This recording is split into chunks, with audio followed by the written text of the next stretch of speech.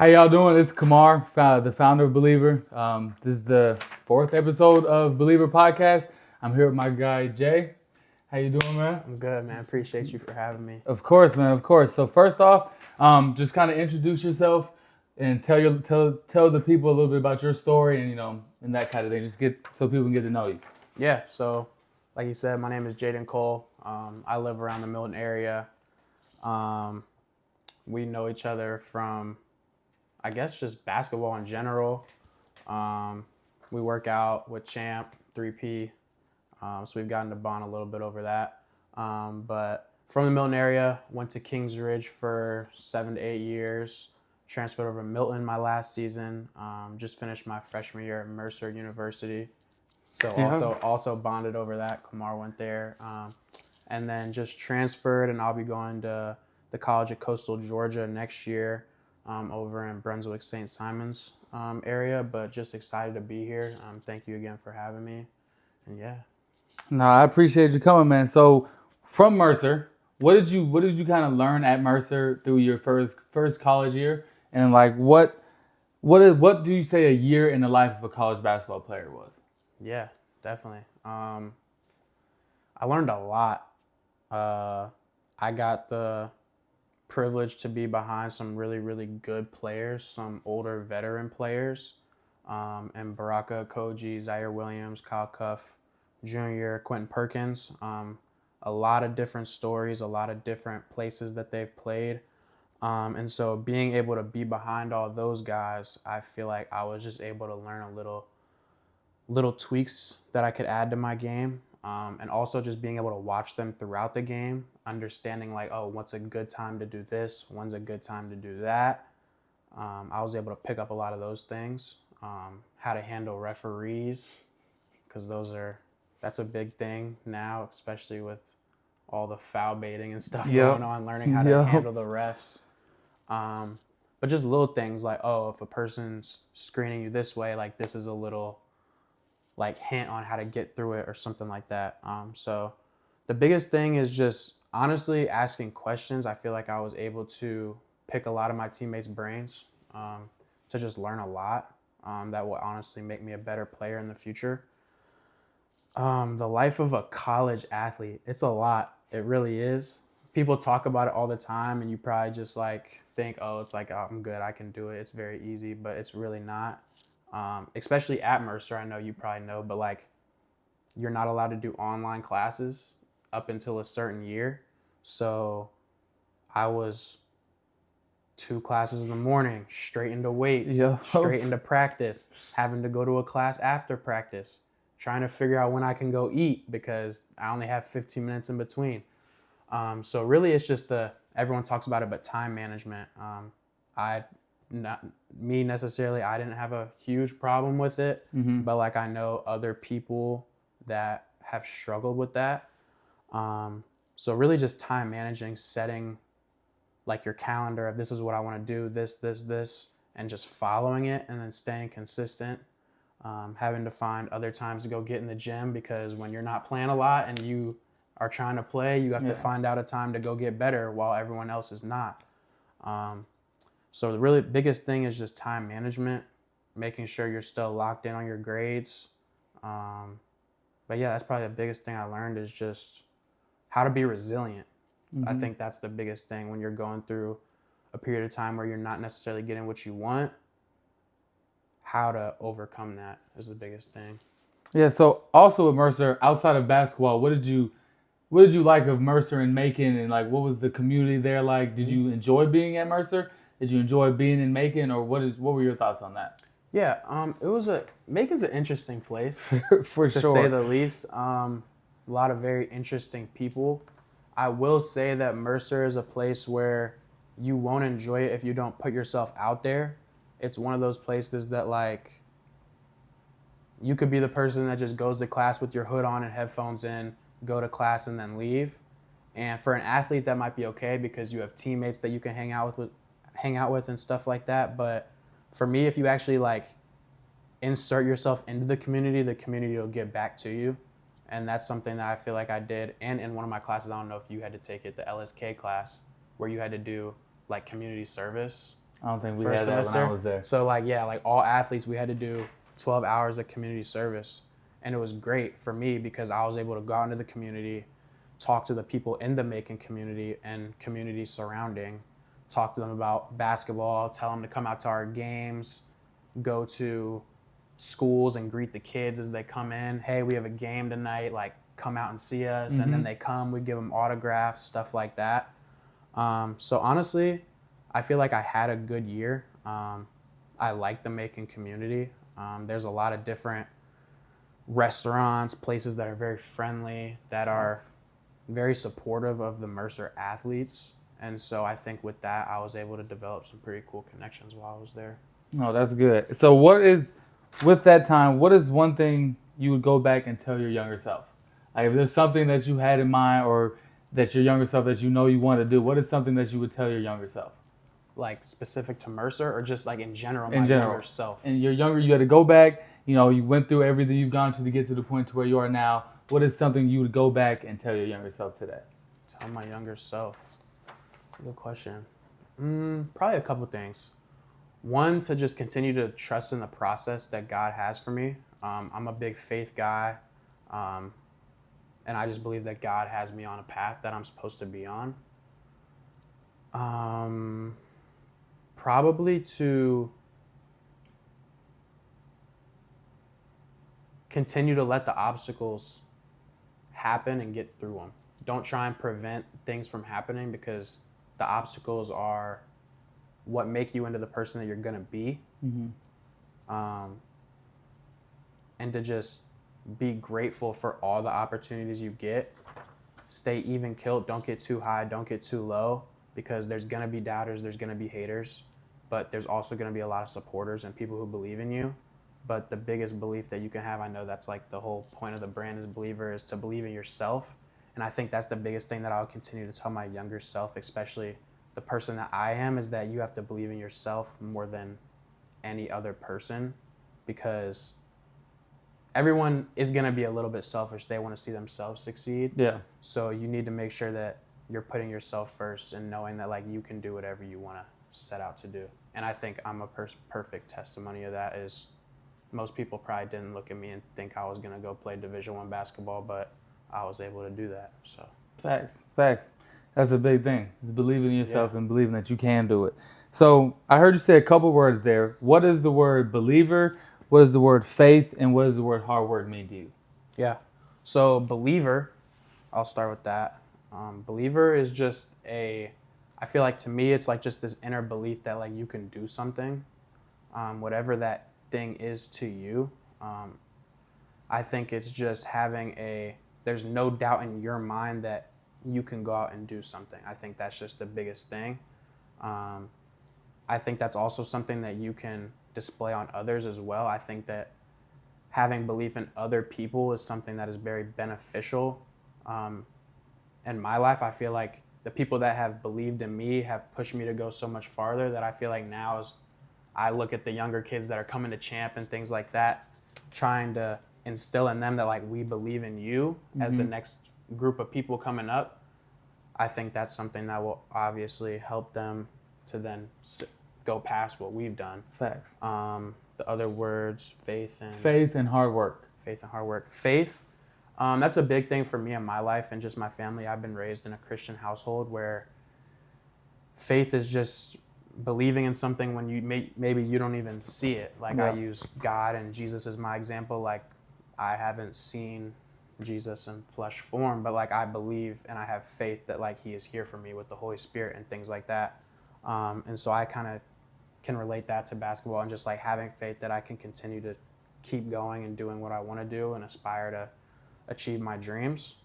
And that's something that's super hard. I've obviously doubted myself and had a lack of faith, just like every other person in the world. Yep. But that's the point of faith, is continuing to do it even when you have lack or doubt. Hard work. Hard work is just continuing to do things like I talked about with resilience. This year, I could have chose to just let not playing defeat me and rot in my bed and feel sorry for myself. But hard work is going, no, like I'm going to use that as fuel to go get up, get shots up, get an extra workout in, ask my coaches and teammates, hey, what do you see for me that I can be better in so that I can get to that next step. But just like I said, believing in yourself that like you can do it and trusting in the hard work to, okay, I just worked on this one dribble pull up 100 times. Now I get into practice the next day and I have a one dribble pull up. I'm believing in my hard work that like I'm gonna knock it down. Facts. That's Stuff facts. like that. That's facts. And then, so I know this year wasn't probably the best year for you in your basketball career, but Yeah. I want to say, what was the most challenging moment in this year and in your life, and how did you get through it?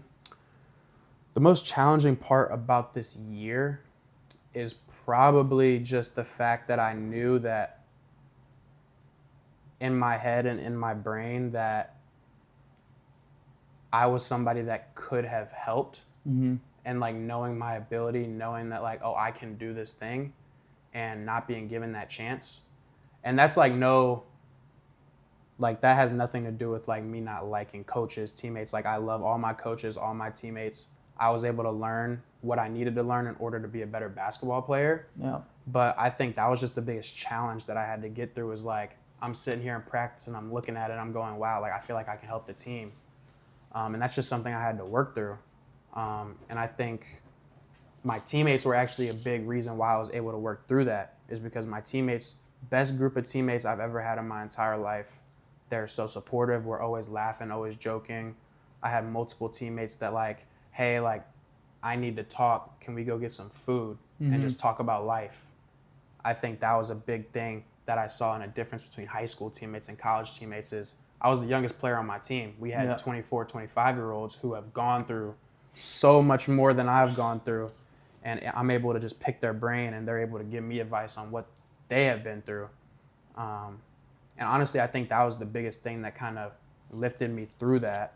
Obviously, parents, other coaches I've talked to, friendships I have, and things like that. But I think that was the biggest challenge that I was able to get through. And now I feel like next year I'm going to be a way better teammate, player, son, brother, because of all those things. The biggest challenge I think I've had in my life, honestly, probably moving so much. My dad has had a lot of different jobs, and so I've moved all over the country. I was born in Tampa. I moved to Minneapolis, St. Louis, then to Arkansas, back to St. Louis, and then to Atlanta. So I've had to be around a lot of different people, and I think I've learned from that too because I learned how to like assimilate into a new place. But I think that's just been a challenge over time is having to be in a place, maybe settle in, have a whole group of people that like I can count on and be there with, and then all of a sudden that's just gone. I'm up and I'm leaving. Yeah. And I think that's been a challenge in my life, but I think it's honestly molded me into like who I am today. I'm a pretty outgoing person. Like I'll talk to people. Like I don't have a problem with like being around people. And honestly, I think that's a big trait that is good to have nowadays, especially in basketball with the era of transfer portal. Facts. Honestly, what I'm doing right now, like I'm leaving, I'm getting ready to go into a new environment, but just knowing that like I've done it before. And maybe if there was a player that's going to be transferring in that has never moved before and now they're in a culture shock because they're in a whole different place, now I can be somebody like I was talking about where I can talk to that person, hey, like I've done this before, try doing this to try and help. So I think that's a big challenge that I've had to overcome throughout my life. And then, so what in both of those stories, what would you tell someone that's going through either of those, moving a lot or just the frustrations and going to a team, feeling like you should be playing and things like that? What would you tell someone else that might be going through something that might not want to talk to someone or tell their family or friends about it? Yeah. The biggest thing that I would say related to if you're not playing or you're not where you want to be on the court right now, the biggest thing that I would say is control the controllables. You can't control what your coach does. You can't control who he subs. You can't control any of that stuff, but you can control how hard you work. You can control how hard you're going in the weight room. Are you skipping reps? Are you coming back at night to get shots up? Are you being the best teammate while you're on the bench while the other 3 people who don't play are sulking? Are you the one that's clapping, standing up when your teammate gets subbed out, dapping them up in a timeout, going to an assistant coach? I know I did it. My assistant coaches got, they always said something about how, like, I'd see something in the game, and at the media timeout, I'm up talking to my assistant coach. Hey, coach, I'm seeing this. I'm seeing this. Just so you guys know, I don't know if we have an adjustment for that. No one's ever going to be mad at you for doing those things because it shows that even though you might not be in the game, you're affecting the game from the side. Facts. So I would say to somebody who isn't playing as much or wants to be playing more, control what you can control and then just let the chips fall where they may. For somebody that is going through a challenging time with moving, assimilating into a new school, place, things like that, keep an open mind. Like I said with the Mercer thing, you have to put yourself out there in order to receive a benefit from it. Facts. If you stay Facts. quiet, put your headphones in, don't try and make any new connections, things like that, nothing's going to come from it. But if you actually put yourself out there, a lot can come from it. And I've made so many good friends and relationships just from doing that. Facts. And what would you say one of your best memories is? Of In life and basketball. Basketball? Oh, for basketball for sure. My best memory ever, my sophomore year at Kingsridge, winning the state championship. That's tough. Like, I go back and I watch the game all the time. If there's one day I could go back and relive, it would be that day. And it's funny because I won in Macon. Because the state championship is in Macon where Mercer is at. So I got reminded of that a lot when I'm driving through Macon and I see the arena. So that was definitely the best moment. Honestly, I could probably say of my life, just because like that day brought me like so much joy. Like I remember just like the buzzer sounding, I'm crying. Like it was just crazy because that's a whole nother story with Kingsridge. But we went from the bottom of the bottom to the top. And so it was just a crazy, crazy experience. So I'd say that's probably the best memory of my life, to be honest. And then I guess to elaborate more on that Kingsridge experience, what do you mean by going from the bottom to the top? So I came to Kingsridge in 6th grade, and that's when the new coach, Coach Martin, that's my guy, shout out Coach Martin, he came in as well. And the team had never been to a playoffs, has never won a playoff game. Mm-hmm. I was still in middle school when they broke that record and won a playoff game. But they went from 2 seasons of 5-19 record to the next season winning 20 games. That's impressive. And my freshman year, we went to the state championship and we lost to Green Forest. And it was hilarious because our starting lineup was 5'10", 5'11", 6 feet, 6'3", and 6'5". Their starting lineup was 6'4", 6'6", 6'8", 7 feet, and 7'1". They had a big team back in the day. It was crazy. And we lost by 6 or like 9 or something like that. It was a close game all the way into the end. And it was terrible. And honestly, that was another time where I played a good amount as a freshman on varsity, but in the state championship, I played 8 seconds. I played the last 8 seconds of the first half, and I got a steal and a half-court heave. And then my sophomore year, we went back to the state championship, beat our crosstown rival, Mount Pisgah, and I played 29 minutes. So that was like a big like growth, like just looking at it, like I grew a lot. I went from 8 seconds to 29 minutes, and we went from losing the state championship to winning the state championship. And it was just like a crazy turnaround of a program. And it wasn't just me, my teammates, all of us, we were all part of it. We stuck through it. No one was transferring out. We had a couple transfers come in, but we really just put in the work. It's obviously a Christian school, so we had a Christian foundation on the team, and we just got it done. It was amazing. It was great. Not everyone gets a state championship. That ring will forever be in my room. I already know. And then so growing up, playing basketball and going through all the moving changes and things like that, what would you say your dream job was growing up, or what do you say your dream job is now if that hasn't changed or anything? I mean, obviously, I feel like as a player, when you're growing up, like your dream job is to go to the league, play in the NBA. As you get older, some of that realization might kick in a little bit. And I'm not saying like that might not happen. Who knows? I Facts. might mess around, Facts. I might mess around and get to the league. You never know. Facts. But you also have to, be a little bit realistic at some points too, and know that like, a dream I have right now is still to play professionally, even if that's not in the league, overseas. Yeah. I know a lot of people over there, connections, things like that I would love to do.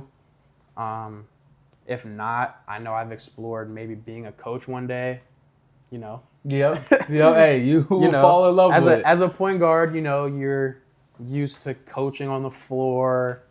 And, when you've had coaches that are like, dang, you should kind of go into coaching. That always is a thought, maybe coaching. But honestly, just something that is still related to sports. Mm-hmm. I feel like I'd have a lot of fun just like working in the NBA, being able to like go scout for teams and things like that, being able to choose talent, specifically because I feel like I was such an underrated player coming out of high school. Mm-hmm. And then going out and trying to find other underrated people that I know would have a chance to go do some really cool things. So yeah, to answer your question, obviously my dream is to go to the league. I still am pushing every day to try and get better to, you never know what could happen. Go to the league, but if not, play professionally. If not, try and stay in the realm of basketball and give back to the game like it gave to me. Yep. Well, those are most of the questions I had. Yeah. I'm going to open the floor up. If you had any questions for me or just want to have a dialogue about something, if anything's on your mind, would love to, have a conversation about it and kind of go from there. Sure. I know, how was your experience in the SoCon? I know I just experienced the SoCon. How was it going from a SoCon team to another SoCon team? That was interesting. It was one of those ones that's like, you don't necessarily want to do that. Yeah. But I just built such a great relationship with the coaches at Western Carolina at the time, Coach Gray, Coach Lightfoot, Coach Freeze, and Coach Freeze. He recruited me out of high school, actually. Yeah, great people. Great people. I loved going there. They gave me an opportunity, understanding kind of my situation where my back was and not being 100% healthy ever. But it was interesting going back to the same schools I always playing at. Coming back to Mercer and playing was definitely interesting. That was interesting. And did they chirp a little bit? A little bit. But most people, it was great to see like the donors and some of the people that I've built relationships with over there. It was great to basically come back home because that's where I was at for 4 years. But the SoCon as a conference in whole is a very competitive conference. You never know who can win it. If you're 7, you can win it. I remember my sophomore year, we were the 7th seed and we lost in the championship game by 5. So, you never know what can happen in the SoCon. Every team's well coached. Every team has some good players. So, you never know what goes on. What was your experience in the SoCon with the 1 year you were in it? I love the SoCon. I thought it was so competitive. Like, literally, I don't want to hate, but like VMI, they didn't have the best year. Yeah. Other than them, any team literally could beat anybody. Facts. Like on any given night. Like it was the craziest thing I've ever seen. When you go from high school, especially at a place like Milton, where it's like, we're going to be better than a majority of the teams in our conference. Facts. Where it's like, if you lose, that's like a huge upset. Versus there was no upsets going on. ETSU might have had the best record, but like we beat them in our last regular season game. I remember that. And it's just like, it was just crazy. And then like the environment at the SoCon tournament, it was insane. Like I love that. I just remember like obviously we actually lost to Western. But like we were up like a lot. But the energy in there is just crazy, and like what they do for the teams, like with the hotels and all the stuff, it was just crazy. It was like they really take care of you. It was a great experience. I had a lot of fun in the SoCon. And also just for any players, especially in today's day, if you want to go play at a high level, go to the SoCon. Like I agree. Offensively, Offensively, it's unbelievable. I want to shout out Jaden Booth on Samford. He was tough. I've never seen shot making like that in my life. Like every time it went up, you're like, dang, cash. Yep. But I'm telling you, like, it's a high level game, and if you can play well in the SoCon, you have a chance to go do something. Like for instance, like our point guard Baraka, he's going to George Mason to play in the A10. Our big man's going to Pitt in the ACC. Like, we had some dogs. Yeah. We had a couple other ones who, if eligibility-wise, they had another year, they'd be going right there with them. Yep. So it's just one of those things that, like, people have an aspiration to get to Power 5 and stuff like that, but you also have to realize there's different ways to do it now. Mm-hmm. And SoCon is a perfect segue, middleman in between going from I agree. mid-major I to agree. high major. I think another big thing with people that need to understand, like, not everything is about high major and mid major. Yeah.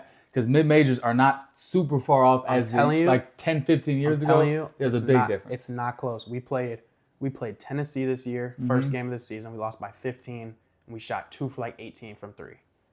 We hit a couple more shots that game, it might be a different story. Yep. We played Clemson, ACC, tournament team, up 5 with a media to go, lost. We played UCF, battled with them. Washington State, should have beat them, honestly. Mm-hmm. Should have beat them. It's tough to play on the road. That's another thing. How about playing on the road in the SoCon? Oh yeah, it's fun. Playing on the road It's a fun time. is a different environment. Speaking of VMI, I had to say, when they have all the cadets there and everybody, Yep. that is one of the most fun experiences Absolutely. to play at ever. And this year, the cadets were there. Oh, I know that They was were there. fun. And when I'm telling you, I'm sitting here on the bench, and the cadets are right there. Yes. And they are just chirping your ear off. And you can tell that they've been doing a lot of push-ups and been getting yelled at because they take all of their aggression from being in a military school out on the opposing team. Yes, I gotta say that. And out of the SoCon teams, that is probably one of the most fun places to play. Absolutely. Being able to go talk smack with them back and forth while you're playing, Yeah. that was so fun. Yeah, that was a crazy environment for sure. Yeah. So who's your GOAT? My GOAT, Bron. Okay, well, we don't have to have an argument. We don't have to have an argument. But Bron, for sure. yeah, For sure. I just want to let you guys know that LeBron is the GOAT. If you guys want to have something to say about that, I will be tagged in this video. You can DM me, shoot me a video, shoot me a text. I will be happy to have a respectful debate because there is nobody better. Yes, Michael Jordan is a great player. I don't care how many rings he has because Bill Russell has more rings than him. I agree. Yes, Kobe is a great player. Rest in peace. He is a dog, Mamba mentality. Not better than Bron. That's just me. I know people have opinions. I agree. You guys can hit my line, but LeBron is the GOAT. Facts. All right, so I'm who's going? Drake or Kendrick? Drake. Okay, I just wanted to make sure. This is the thing. This is the thing. Here. I might be biased a little bit, but Drake is the GOAT. You go listen, old Drake, new Drake, it doesn't matter. Yes, Kendrick, amazing artist. His lyrics, amazing. Yes. He has a gift. But he doesn't compare to the Sixth God. You feel me? Iceman, OVO on top, always. Not even a debate. Facts. He has broken every record. I don't care what it is. Every record on top. Now, I am biased. I got to meet him. You got to meet him? Yeah, I have. Oh, yeah. He's big time over there. I've gotten the privilege to be in some spaces with him. So I've gotten to understand a little bit more about what all goes into that. Mm-hmm. But, so like I said, I am biased. But look at the numbers. And just look at the songs. You go somewhere and someone puts a Kendrick song on, cool, people might vibe. They turn a Drake song on, all of a sudden everybody knows the words, everybody's vibing, all that. I'm just saying. It's true. I'm just saying. I will say there's only one person that's still probably ahead of him is Michael Jackson. I will say that. I'm a big Drake fan, and I've had arguments with people, but when you do look at it. I was just talking to my parents about it, because I just did talk about, I went and saw the Michael movie. The movie is fire. If you need a movie recommendation, go see that movie. It is amazing. Michael wasn't really my era, so I didn't get the chance Don't look at to. me like that. He was not my era either. He's getting close. Getting close. Wait getting close. Getting close. So I wasn't able to, see that for what it is. So I don't really have a good argument against that. But Drake is definitely my GOAT. Yeah.